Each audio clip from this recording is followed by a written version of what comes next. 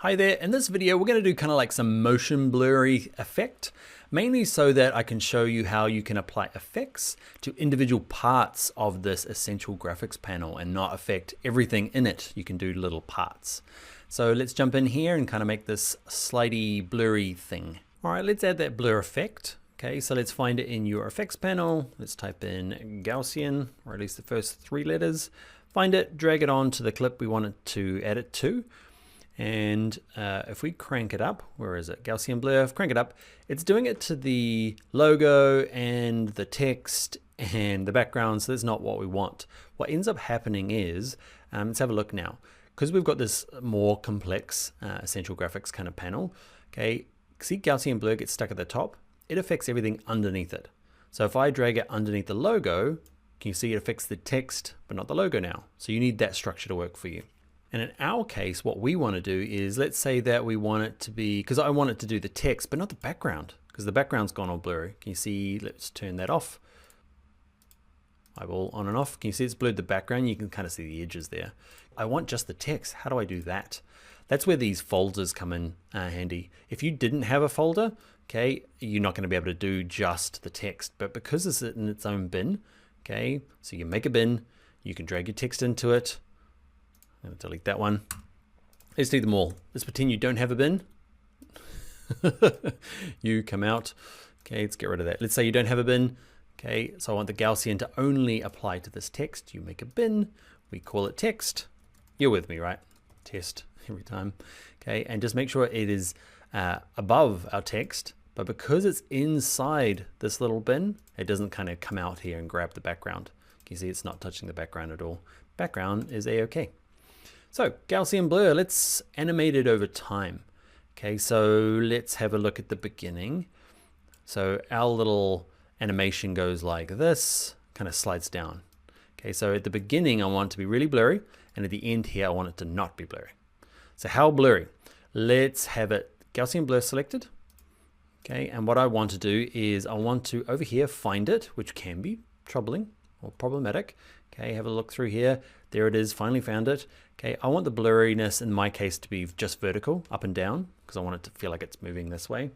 If you're from After Effects land, you'll know that there's a button just called motion blur, and it knows all of this. We've got to kind of fake it here in Premiere Pro.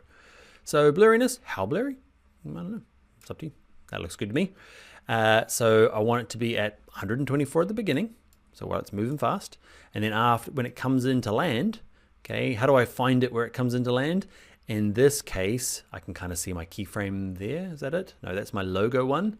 There's lots going on here, and you're like, man, how do you keep control of it all? One of the little filters might help. Remember, we can show only the keyframed properties. Actually, did we keyframe Gaussian blur? We haven't yet. So before we do that, let's turn, we're at the beginning of our document where I want it to be nice and fast. It's at 124. Let's set the little timer going. Okay, so I've got my first keyframe. Then we can say, actually, just show me the other properties that have keyframes. You can see it's tidied it up a bit. So there it is. There's my text. There is my position transform for my text. Welcome to your new. You're with me? Okay, so there it starts and there it ends. So I want my Gaussian blur to maybe end at the same time. So there's the Gaussian blur start. There's a position start. I want maybe the end to be there. So I can say jump across to it. There you go. And I can say, let's set it to 0. So they kind of match. It's not going to look great, but we're learning. So watch this. Zoop. It's kind of cool. It's got this weird like little distortion feel at the end there. Okay, so probably what I want to do is just grab this one in a little bit further that way, just so it stops blurring when it gets close to the end. Remember, Shift K will give you a nice little loop. That doesn't work unless you've got that down here selected. There we go. Shift K. Actually, let's set our in point and an out point. So O for out, I for in, hit the enter key on my keyboard, and it's just gonna loop in there. Make sure your loop's on. All right. We can do the same thing for home office as well, because it kind of needs to get blurry on the way in. Let's do that together. You can select this, remember, and you can copy and paste things. I can grab this, copy, go to office, paste, and it's come along. But it's got all the wrong keyframes, and so it's not that helpful. So I'm going to undo that and just make my own. Okay, so All right, we want home office selected. I'm gonna be at the beginning. Let's drag Gaussian blur on. It's gonna affect everything underneath, which is no problem in this case. How blurry do I want it to be? I'm gonna drag it out so I can actually see it. And go to Gaussian blur. Now this is a really good point. I've still got that filter on. So I'm like, where's all the Gaussian blur stuff? It's because I said only show me keyframed properties, which can be problematic. So we've turned that off now. I can say, let's so horizontal. Let's crank it up. How blurry? About that much. Okay, so when it's starting, it kind of, my one here, your animation might be different. You see it starts slow, gets fast, and gets slow again. So mine goes, so blurring right at the beginning, does it make sense? So right at the beginning, it's going to be set to 0. Okay, then when it's at its height, okay, about there, I can kind of see it here. That's as fast as it's going to be. I'm going to crank it up to my 117 or whatever I feel like. Okay, and then the end there, close before it finishes, I'm going to set it back to 0. Did I actually turn the keyframes off? You didn't. You're like, he didn't hit the button. Let's do it all again. At the beginning, blurriness is at 0. Actually click this. Jeez, Dan. All right, get to the fastest bit, then crank it up to something. Feels good. Get to the last part, towards the end, not completely at the end, and I'm going to turn it back down to 0. Now I've actually got keyframes this time.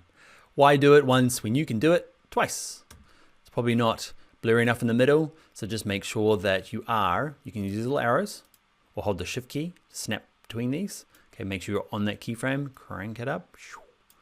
How fast is it going? Enter on my keyboard so that it loops. That doesn't look very good at all. And you play with that for a long time to figure out what works best. Try again. That kind of feels naturalish, does it? Hey, it's what's gonna do right now. All right, that is it. We added effects to our central graphics panel. You just got to make sure that they are in the right order. And if the order doesn't work for you, okay, create a group, okay, and jam the thing you want to blur along with the Gaussian blur on top of it inside of it, and you will be golden. All right, that's it. I'll see you in the next video.